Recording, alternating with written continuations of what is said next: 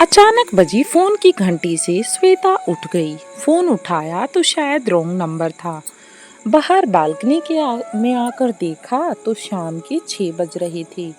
उसने किचन में जाकर अपने लिए चाय बनाई और चाय का कप लेकर आराम कुर्सी पर बैठ गई। चाय पीते हुए सोचने लगी, अगर काश वो फोन इस तरह नहीं बजा होता तो शायद ये उठा पटक जो दिमाग में चल रही थी होती ही नहीं। कल एक फोन की घंटी ने उसका सारा संसार हिलाकर रख दिया था। कल तक तो वह रोहित के साथ कितनी खुश थी। बीता वक्त एक किताब के पन्ने की तरह पलटना शुरू हो गया। वह अपनी माँ की इकलौती संतान थी। माँ ने बड़े ही लाड़ प्यार से पाल पोस कर बड़ा किया था। रोहित एक सुंदर सजीला नौजवान था। कॉलेज टाइम से वो एक दूसरे को प्यार करते थे।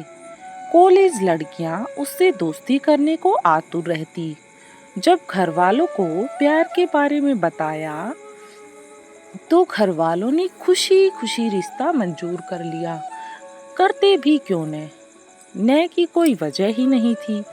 रोहित एक प्राइवेट फर्म में नौकरी करते थे। अच्छी खासी कमाई थी।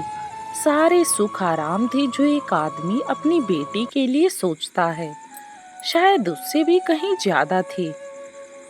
धूमधाम से शादी हुई और शादी के बाद दोनों मुंबई आ गई।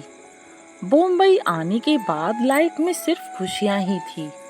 दोनों अपनी अपनी दुनिया में मस्त रहती। रोज सुबह रोहित को प्यार से ऑफिस भेजती, फिर सारा दिन इंतजार करती। जब शाम को रोहित आते तो साथ में घूमने जाते।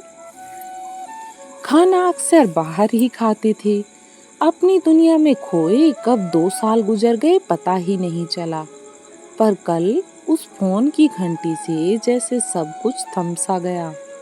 फोन पर वो लड़की अपना नाम गरिमा बता रही थी। कह रही थी वो उससे मिलना चाहती है, रोहित के बारे में कुछ बात करना चाहती है। वो तुमको धोखा दे रहा है। वो लड़की मुझसे क्या कहना चाह रही थी, क्या करे? रोहित से बात करे या ना करे उसे तो ये भी समझ नहीं आ रहा था। क्योंकि रोहित से बात करने का मतलब था अपने ही प्यार पर शक करना। उसे अपने प्यार पर विश्वास होना चाहिए या उस अनजान लड़के के फोन पर जिसे वो जानती तक नहीं। वो ख्यालों में खोई थी कि रोहित ने पीछे से आकर गले में बाहें डाल दी और प्यार से बोला, मैडम किस ख्याल में खोई हो? अरे आप कब आए? मैडम इतनी देर से डोर बेल बजा रहा था, दरवाजा नहीं खोला तो मैंने सोचा आप बाहर हैं। अपनी चाबी से दरवाजा खोल कर आ गया।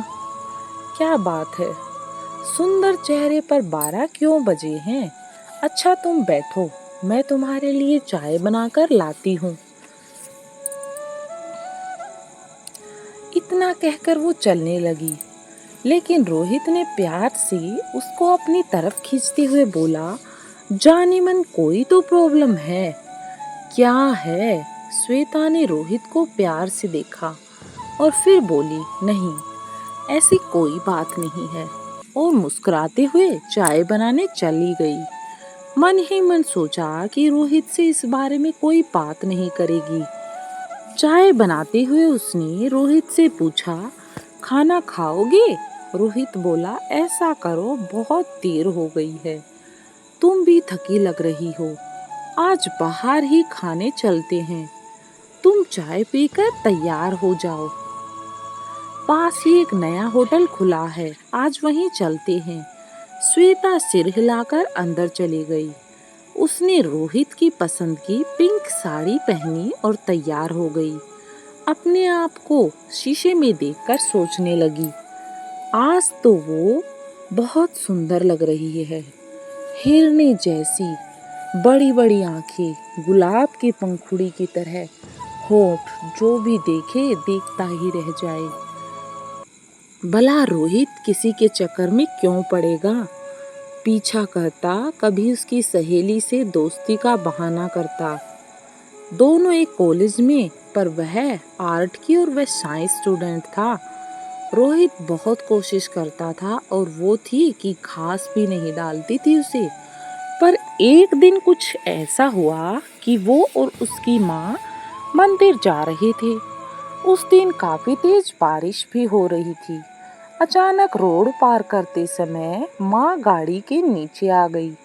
तभी अचानक रोहित कहीं से आ गया और रोहित ने हमारी मदद की मेरी माँ को हॉस्पिटल तक पहुँचाने में। उसने माँ को उठाया और अस्पताल तक ले गया। जब तक माँ को होश नहीं आ गया वो वहीं रहा। धीरे धीरे हम मिलने लगे। मुलाकातें प्यार में कब बदल गई पता ही नहीं चला। एक दिन पार्क में उसकी गोद में सर रखकर लेटे हुए पूछा कि उस दिन तुम वहाँ कैसे आ गए थे। तब रोहित हंसते हुए बोला, मैडम आपका पीछा करते हुए पहुँच गए। मैंने बड़े प्यार से उसकी आंखों में आंखें डालकर पूछा, क्या सचमुच इतना प्यार करते हो? उसने बड़े ही प्यार से बोला हाँ। और उसकी इस हाँ में इतना प्यार था कि अगले ही पल शर्मा कर मैं उसकी बाहों में समा गई। मैडम जा रही हूँ की आवाज से चौंक गई। ठीक है तुम चलो मैं आती हूँ। बाई के जाने के बाद पता नहीं क्यों आज मैंने दरवाजा कुछ ज्यादा ही ध्यान से बंद किया।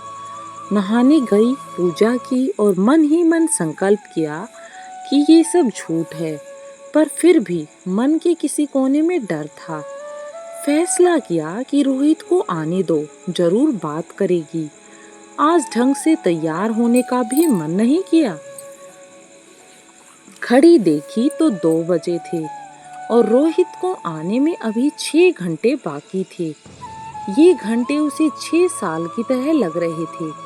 फिर उसने सोचा चलो क्यों न थोड़ी देर सहेली के घर जाती हूँ, शायद अच्छा लगे। उसके बगल के फ्लैट में सविता रहती थी। उसके घर गई तो देखा वहाँ पहले से 2-3 सहेली और बैठी थी। फिर चाय पकौड़े व ताश का दौर चला तो पता नहीं चला कब शाम हो गई। वो घर वापस आ गई पर मन अभी भी परेशान था। तभी डोरबेल बजी तो दौड़कर दरवाजा खोलने गई। उसे पता था कि ये रोहित के आने का समय था। पर ये क्या, ये तो धोबी था। उसने कहा जाओ भैया, अभी कपड़े नहीं हैं। बिना जवाब सुने ही दरवाजा बंद कर लिया। वो वापस जाने के लिए मुड़ी ही थी कि रोहित आ गया। रोहित आते ही बोला, श्वेता जल्दी चाय बनाओ, सर दर्द हो रहा है, आज ऑफिस में बहुत काम था। श्वेता बोली, तुम चेंज कर लो, तब तक मैं चाय बनाती हूँ। चाय बनाते हुए उसने सोचा कि चाय के बाद रोहित से बात करेगी। रोहित ने चाय पी और बोला, अब अच्छा लग रहा है। सुनो, आप किसी गरिमा को जानते हैं क्या? वो आज अपने घर कह रही थी कि आप उसे क्या? गरिमा आई थी? रोहित ने पूरी बात सुने बिना ही पूछा। श्वेता ने कहा, हाँ। वो नीचे पार्क में आपका इंतजार कर रही है क्या? रोहित सीधे सीढ़ी की तरफ भागा। अरे सुनो तो, पर रोहित चला गया। इसका मतलब वो लड़की सच कह रही थी। आज पहली बार ऐसा हुआ कि रोहित ने मेरी बात पूरी नहीं सुनी। उसे लगा कि अब जीने का क्या फायदा, और वो गुस्से में अपने कमरे में इधर उधर कुछ ढूंढने लगी। सारा सामान यहाँ वहाँ फेंकने लगी। इतनी देर में रोहित की आवाज आई, श्वेता जल्दी बाहर आओ, तुम्हें किसी से मिलाना है। श्वेता गुस्से में मुंह फुलाए बाहर आई। इससे पहले वो कुछ कहती, रोहित बोला, श्वेता ये है मेरी प्यारी छोटी बहन गरिमा और ये मेरी मामा की बेटी है। हमारी शादी के समय ये विदेश में थी और ये अब आई है। बचपन से ही हम दोनों अच्छे दोस्त थे। ये छोटी है पर एहसान बड़े किए हैं। और गरिमा, ये है तुम्हारी भाभी श्वेता। अरे आप लोग आराम से बैठो। गरिमा, मैं अभी आता हूँ। भाभी, मैंने तो आपको डरा दिया। असल में मेरी और भैया की शर्त लगी थी कि मैं आप दोनों की लड़ाई करा दूंगी। अफसोस में हार गई और आपका विश्वास जीत गया। तभी रोहित भी वापस आ गया और हंसने लगा। श्वेता, कहीं सच में तो शक नहीं हुआ? कैसी बातें करते हो? मैं आप पर कभी शक नहीं कर सकती। अच्छा, आप बातें करो, मैं खाना लगाती हूँ। किचन में जाकर श्वेता ने चैन की सांस ली और अपने अंतर मन में चलने वाले तूफान को समेटा। उसने एक लंबी सांस ली, किचन में वापस आकर काम करने लगी। इतने ही दिनों से दिमाग में जो उथल पुथल मची थी, वो सब एक ही क्षण में खत्म हो गई। आईने में देखकर चेहरा ठीक किया और नई स्फूर्ति के साथ मुस्कुराते हुए ड्राइंग रूम की तरफ बढ़ गई। आज उसके रिश्ते को एक नया मोड़ मिल गया था। उनके रास्ते में एक नया मिठास घुल गया था। स्टोरी अच्छी लगी हो तो वीडियो को कर दे लाइक और चैनल पर नए आए हैं तो चैनल को कर दे सब्सक्राइब।